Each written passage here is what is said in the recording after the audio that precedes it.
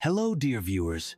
Today, we're going to talk about the life and career of Yagmur Yuksel, who has already become a prominent figure on Turkish television.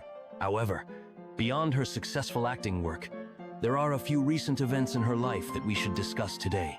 Yagmur Yuksel is known for keeping the details of her personal life private. She avoids ambiguous situations and scandals, preferring to stay in the background of her professional work.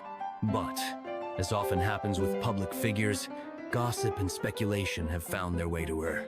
One such topic that attracted attention was the on-screen couple Dilan and Baran from the series Bloodflowers.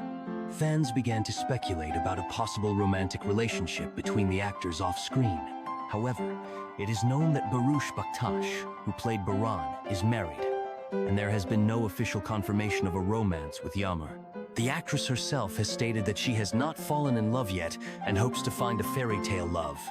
Just like in the series, at the moment, Yagmur is dedicating much of her time to improving her acting skills. And in her free hours, she enjoys spending time with family and friends, listening to music, and reading books.